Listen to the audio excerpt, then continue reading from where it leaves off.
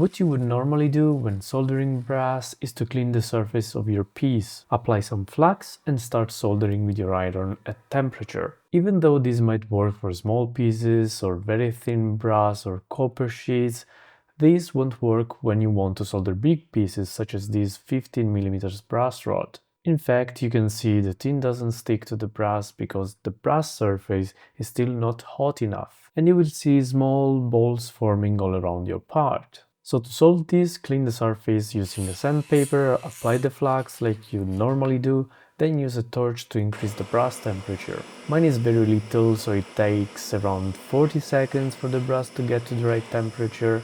You will understand it is the right temperature because the solder will melt right away when you touch the hot brass with your solder. At that point I use the iron to spread the solder a bit more evenly. The most important factor when soldering joints is always concentrate the heat on the thicker piece and the thinner will be heated too. You can simply clamp or hold together the parts to be soldered, and for demonstration purposes I'll join these two pieces together. Same as before, sand it down a little, apply the flux, heat and then solder. This time it is going to take less time to thin the part as this is an empty tube. Keep the part together and start heating the parts.